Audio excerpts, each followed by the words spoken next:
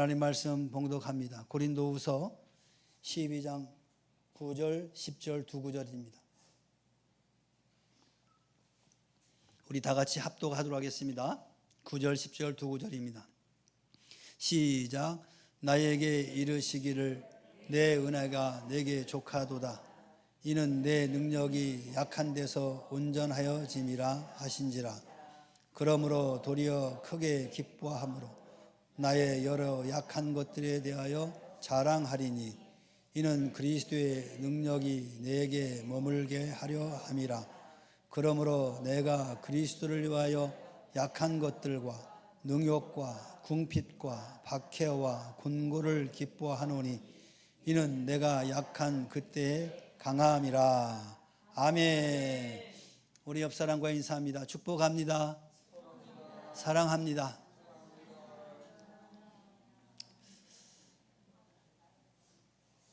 진짜 겨울입니다. 겨울이 된 것을 느낄 수 있는 것은 무엇보다도 차가운 날씨죠. 그리고 눈을 들어서 주변을 살펴보면 앙상한 가지만 남은 나무들을 보게 됩니다. 그런데 그 앙상한 나무 그 속에는 봄을 기다리는 생명의 맥이 흐르고 있다는 것입니다. 우리의 삶도 이와 같습니다. 겉으로는 약함과 부족함이 드러나지만 그 순간이야말로 하나님의 은혜가 깊이 스며드는 자리라는 겁니다. 세상은 강함을 자랑하지만 하나님의 말씀은 오히려 약함 속에서 참된 강함을 발견한다라고 말씀하고 있습니다. 바울의 고백처럼 내 은혜가 내게 족하다라는 이 선언은 우리의 연약함을 덮고도 남는 하나님의 능력의 약속입니다. 오늘 우리는 본문 말씀을 통해서 약함 속에서 강해지는 그리스도인의 삶을 함께 살펴보고자 합니다. 먼저 약함을 인정할 때 은혜가 임한다라는 겁니다. 바울에게 있어서 육체의 가시는 그의 연약함을 드러내는 고백이자 하나님의 은혜를 더욱 깊이 체험하게 하는 통로였습니다. 그는 그걸 숨기지 않고 오히려 자랑하며 자신의 약함 속에서 하나님의 능력이 나타남을 강조하였습니다. 고린도후서 12장 7절에서 바울은 여러 계시를 받은 것이 지극히 크므로 너무 자만하지 않게 하시려고 내 육체의 가시 곧 사탄의 사자를 주셨으니 나를 쳐서 너무 자만하지 않게 하려 하심이라 라고 고백을 합니다. 육체의 가시가 정확히 무엇인지는 알 수는 없지만 바울에게 지속적인 고통과 약함을 주는 요소였을 것입니다. 어떤 학자들은 만성적인 질병을 육체의 가시라고 말하곤 합니다. 고린도후서 11장 23절 24절 27절에서는 바울은 복음을 위해 수많은 고난을 겪었음을 고백합니다. 매맞고 옥에 갇히고 굶주리고 위험한 상황에 놓인 것들, 이 모든 것들을 가시와 같은 삶의 현실이다 라고 말하곤 합니다. 반복되는 박해 혹은 특정 인물의 방해가 가시라고 해석하시는 분도 있습니다. 그러나 사도 바울은 이 고통이 단순한 불행이 아니라 교만을 막고 겸손하게 하려는 하나님의 뜻임을 깨달았습니다. 사도 바울은 자신의 약함을 부끄러워하지 않았습니다. 오히려 그것을 하나님 앞에 드러내며 기도했습니다. 그는 3번이나 이 가시가 떠나기를 간구했지만 하나님은 제거하지 않으시고 내 은혜가 내게 족하다라는 응답을 하신 것입니다. 이는 바울이 자신의 연약함을 인정하고 은혜를 붙잡는 신앙의 태도를 우리에게 보여주고 있습니다. 우리 삶에서도 연약함을 숨기지 않고 하나님께 고백할 때 은혜가 임하게 될 것입니다. 부족함을 인정하는 순간에 은혜의 시작임을 깨닫게 될 것입니다. 사도 바울은 자신의 가시를 숨기지 않고 고백했을 때 하나님의 은혜를 더 깊이 체험을 했습니다. 인간의 힘이 꺾일 때 그리스도의 능력이 온전히 드러나게 되는 겁니다. 바울은 내가 약한 그때의 강함이라고 고백하며 약함이 곧 영적 강건함의 기초임을 선포를 합니다. 바울의 육체의 가시는 그의 삶을 괴롭히는 고통이었지만 그것을 통해 겸손과 은혜 그리고 그리스도의 능력을 경험하게 된 것입니다. 우리도 우리의 약함을 숨기지 않고 하나님께 드러낼 때 바울처럼 은혜와 능력을 풍성하게 누릴 줄 믿습니다. 사도 바울이 받은 하나님의 응답은 내 은혜가 내게 족하다는 말씀입니다. 단순한 위로의 말씀이 아니라 하나님의 은혜가 이미 충만히 임하고 있으며 그 은혜가 바울의 삶을 지탱하는 능력임을 선포하고 있는 것입니다. 히브리서 4장 16절에서는 그러므로 우리는 긍휼하심을 받고 때를 따라 돕는 은혜를 받기 위하여 은혜의 보좌 앞에 담대히 나갈 것이니라 그랬습니다. 하나님의 은혜는 상황에 따라 부족해지지 않고 언제나 때를 따라 충분히 공급하신다라는 말씀입니다. 요한복음 1장 16절에서 우리가 다 그의 충만한 데서 받으니 은혜 위에 은혜로라 그랬습니다. 은혜는 한 번으로 끝나는 것이 아니라 계속해서 덧입혀지는 충분한 공급인 것입니다. 고린도후서 12장 9절 후반부에서는 이는 내 능력이 약한 데서 온전하여짐이라 그랬어요. 은혜는 단순히 위로가 아니고 실제로 약함을 능력으로 바꾸는 힘인 것입니다. 고린도서 15장 10절에서 그러나 내가 나된 것은 하나님의 은혜로 된 것이나 내가 모든 사도보다 더 많이 수고하였으나 내가 한 것이 아니요 오직 나와 함께 하신 하나님의 은혜다라고 고백합니다. 바울은 자신의 사역과 수고조차 은혜의 능력으로 가능했다라고 고백하고 있는 것입니다. 내 은혜가 내게 족하다라는 이 말씀은 바울의 상황을 바꾸지 않았지만 그의 시각을 바꾼 것입니다. 고난은 여전히 있었지만 그 고난 속에서 은혜가 충분히 역사하고 있다는 확신을 주었던 것입니다. 시편 23편 1절에 여호와는 나의 목자시니 내게 부족함이 없으리로다 그랬습니다. 은혜가 족하다는 선언은 곧 부족함이 없는 삶을 의미하는 것입니다. 우리의 삶 속에서 문제와 약함이 사라지지 않을 수 있습니다. 그러나 하나님의 은혜는 그 모든 상황을 감당할 수 있는 충분한 능력이 되는 것입니다. 은혜는 결핍을 메우는 임시 방편이 아니라 이미 충만히 임하여서 우리를 붙들고 있는 하나님의 선언인 것입니다. 그러므로 어려운 상황에 놓여 있다고 할지라도 낙심하지 말고 하나님의 은혜가 충분하다는 믿음을 붙들며 살아가시기를 바랍니다. 사랑하는 성도 여러분, 세상은 강함을 자랑하지만 성경은 약함을 인정할 때 은혜가 더 깊이 임한다고 말씀하고 있습니다. 우리의 부족함은 은혜를 막는 장벽이 아니라 오히려 은혜가 흘러 들어오는 통로라는 것을 잊지 마시길 바랍니다. 실패와 좌절 속에서도 낙심하지 말고 그 순간을 은혜의 자리로 삼으시길 바랍니다. 그리고 기도할 때 자신의 연약함을 숨기지 말고 고백하십시오. 그때 주님의 은혜가 더욱 풍성하게 임할 줄로 믿습니다. 또한 약함 속에서 그리스도의 능력이 머문다는 것입니다. 사도 바울의 약한 것들을 자랑한다라는 이 고백의 말씀은 그저 신앙적으로 멋있게 꾸민 말이 아닙니다. 세상적 가치관과 정반대되는 신앙 고백을 한 것입니다. 바울은 그러므로 도리어 크게 기뻐함으로 나의 여러 약한 것들에 대하여 자랑하리니 이는 그리스도의 능력이 내게 머물게 하려 함이라 라고 고백합니다.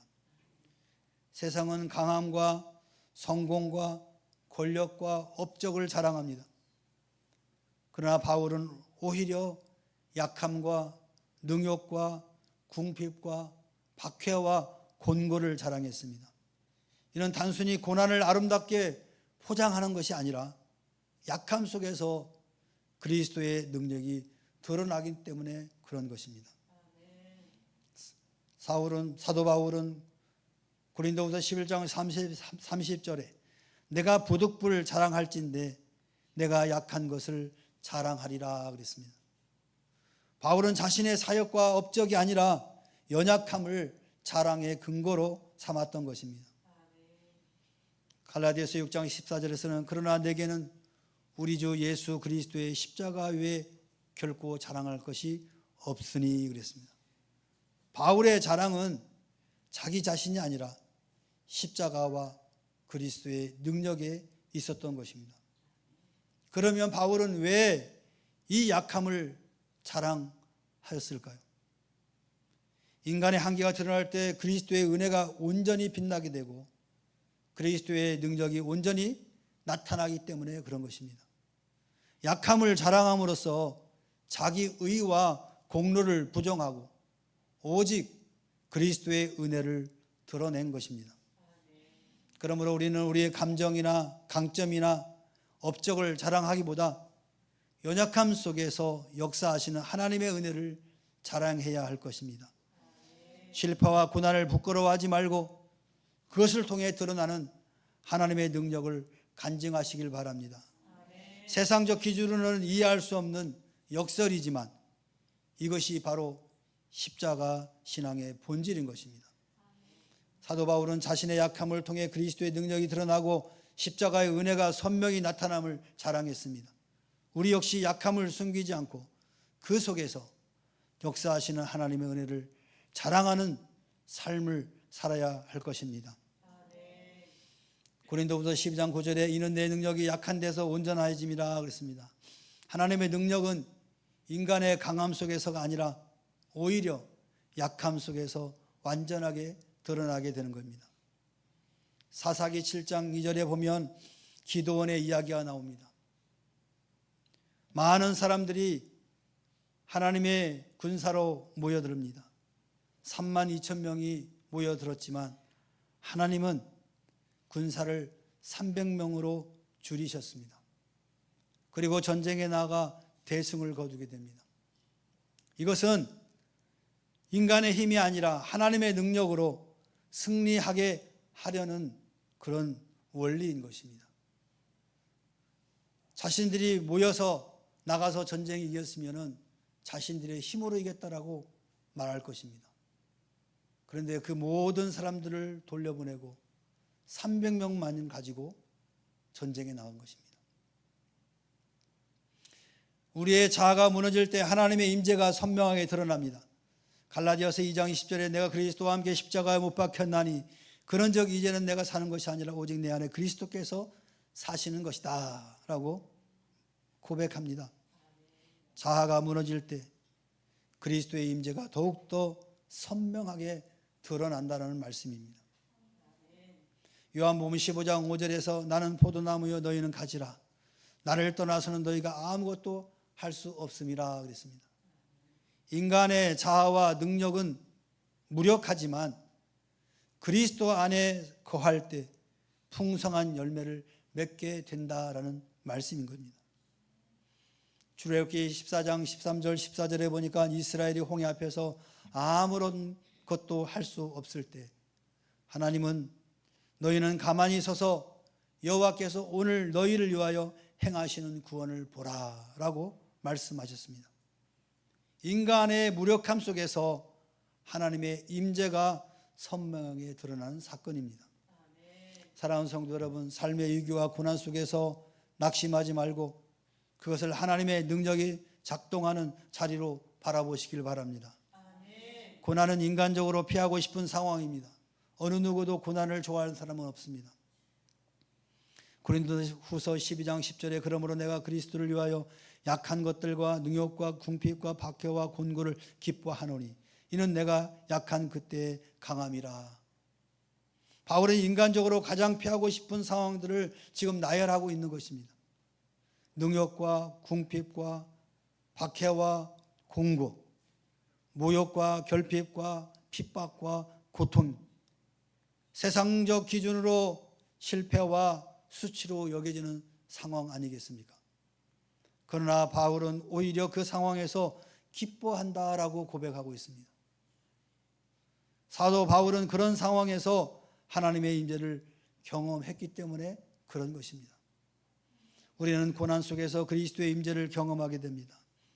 다니엘서 3장 25절에 풀무불 속에 던져진 세 친구 사드락과 메삭과 아벳느고와 잘 알고 있지 않습니까? 그때 뭐라고 거기에 나와 있습니까? 넷째의 모습이 하나님의 아들과 같더라 그랬습니다. 세 사람이 풀무불에 들어가는데 네 사람이 보인 거예요. 그때 뭐라고 표현했냐? 네 번째 사람이 하나님의 아들과 같다 그랬습니다. 가장 극심한 고난의 자리에서 하나님의 임재가 선명하게 드러난 것을 우리에게 보여주고 있는 말씀입니다. 사도행전 16장 25절에 바울과 실라가 옥에 갇혔을 때 매를 맞은 후 한밤중에 하나님께 찬송할 때 옥문이 열리고 하나님의 능력이 나타났습니다. 고난은 인간적으로는 무너지는 자리지만 그 자리에서 우리 그리스도의 능력이 머물며 우리를 붙들어 주시는 것입니다. 고린도후서 4장 7절 10절에 우리가 이 보배를 질그릇에 가졌으니 이는 심히 큰 능력이 하나님께 있고 우리에게 있지 아니함을 알게 하려 함이라 그랬습니다. 질그릇 같은 연약한 존재가 깨질 때 그 안에 담긴 보배, 바로 그리스도의 능력이 드러나게 된다는 것입니다. 고난의 자리를 단순히 피해야 할 자리로 보지 말고 그리스도의 임재를 경험하는 특별한 자리로 인식하기를 바랍니다. 우리는 고난 속에서 좌절하지 않고 오히려 그리스도의 능력이 머무는 은혜의 자리를 발견해야 됩니다. 그러면 주님의 임재를 더욱 선명하게 경험하게 될 줄로 믿습니다. 직장에서 어려움, 가정에서의 갈등, 삶의 궁핍 속에서도 주님의 능력이 함께 하심을 믿으시길 바랍니다. 고난을 피하려는 마음 대신에 그 속에서 주님의 임재를 찾는 믿음을 가지시길 바랍니다.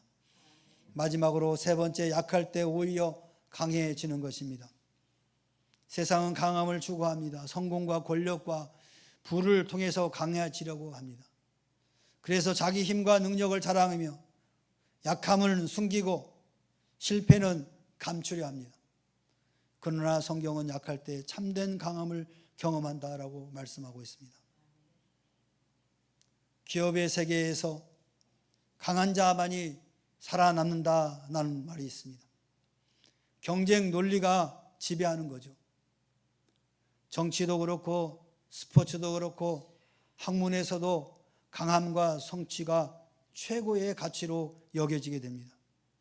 그러나 성경은 이러한 강함은 일시적이며 인간의 한계 앞에서는 무너질 수밖에 없음을 강조하고 있는 것입니다. 고린도후서 12장 10절에 내가 약한 그때의 강함이라 그랬습니다. 성경은 약함 속에서 오히려 참된 강함을 경험한다라고 말씀하고 있습니다. 고린도전서 1장 25절에는 하나님의 약한 것이 사람보다 강하고 하나님의 미련한 것이 사람보다 지혜롭다라고 말씀합니다. 다시 말하면 세상적 기준으로는 약해 보이는 그 십자가가 사실은 하나님의 능력과 지혜라는 것입니다. 히브리서 11장 34절에는 믿음의 사람들은 약한 가운데서 강하게 된다 그랬습니다. 왜 그러냐면 하나님의 능력을 경험하기 때문에 그렇습니다. 강함의 역설은 십자가의 원리입니다. 십자가는 세상적 기준으로는 실패와 약함의 상징입니다. 그러나 성경은 십자가를 하나님의 능력과 구원의 길로 선포하셨습니다. 예수 그리스도께서 십자가에서 약해졌을 때에 인류의 구원이 완성된 것입니다. 따라서 우리의 삶도 약함을 통해서 하나님의 능력이 드러나는 역설적인 원리를 따라야 하는 것입니다. 우리는 세상의 기준을 따라 강함을 추구하기보다 약함 속에서 그리스도의 능력을 의지하는 삶을 살아야 될 것입니다. 실패와 고난은 부끄러워하지 말고 그 속에서 하나님의 은혜와 능력을 간증하시길 바랍니다. 성경의 기준은 그리스도의 은혜와 능력에 있습니다. 우리는 세상의 기준을 넘어서 약함 속에서 역사하시는 하나님의 능력을 붙들어야 될 줄로 믿습니다. 로마서 5장 3절 4절에 환난은 인내를, 인내는 연단을, 연단은 소망을 이루는 줄 암이라 그랬습니다. 고난은 성도를 무너뜨리는 것이 아니라 오히려 인내와 연단을 통해서 영적 강건함을 세워주는 것입니다.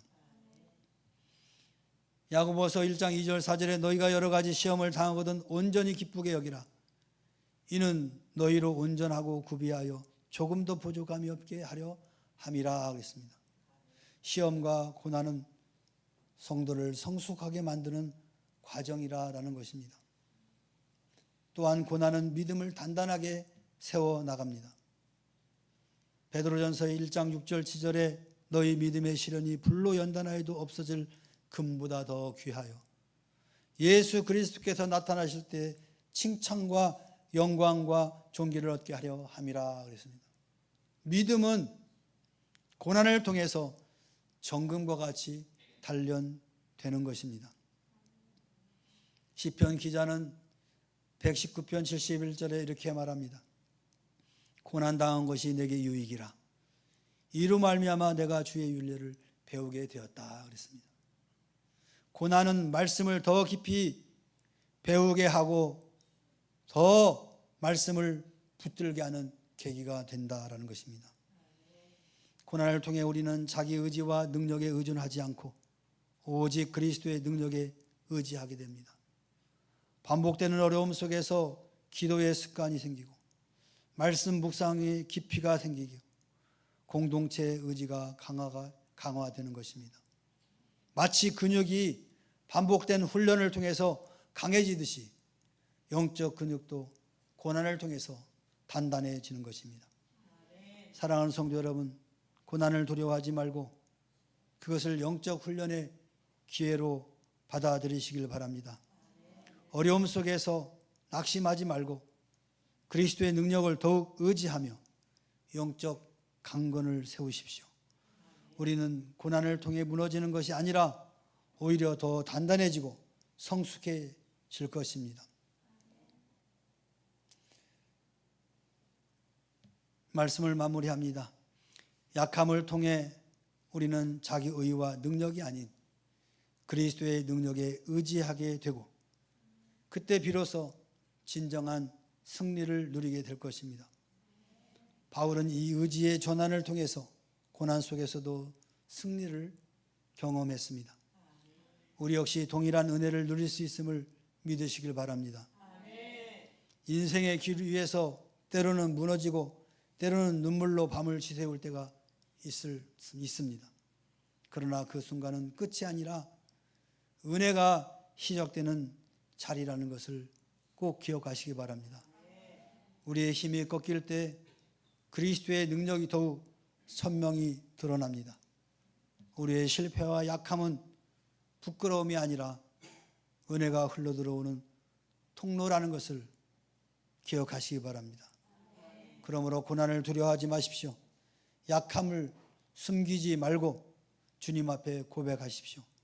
그때 주님의 은혜가 우리를 붙들고 그리스도의 능력이 우리 안에 머물며 참된 강함을 누리게 될 것입니다. 바울의 고백처럼 내가 약한 그때의 강함이라 이 역설의 진리를 붙들며 오늘도 은혜 안에서 강해지는 삶을 살아가시길 주님의 이름으로 축원합니다. 축원합니다. 우리 교독 기도문을 하겠습니다. 제가 먼저 기도를 올리면 여러분이 회중란을 하시면 됩니다.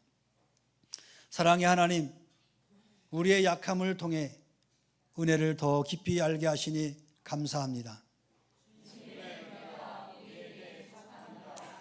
세상은 강함을 자랑하지만 우리는 연약함 속에서 주님의 능력을 붙들습니다.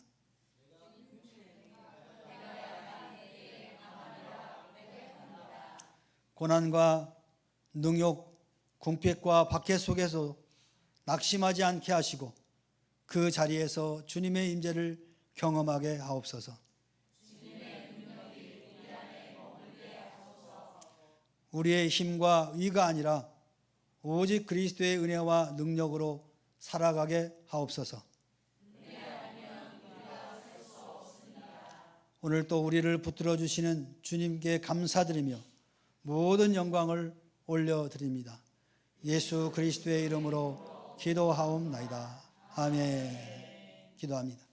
이제는 우리 구주 예수 그리스도의 은혜와 하나님 아버지의 무한하신 사랑과 성령님의 내주 임재 교통하심이 약함에서 강함을 이룬다는 주의 말씀을 묵상하였습니다.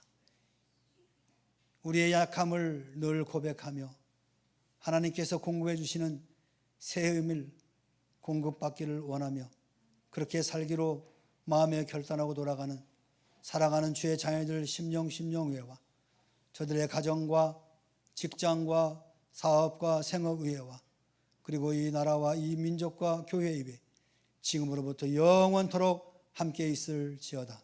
아멘.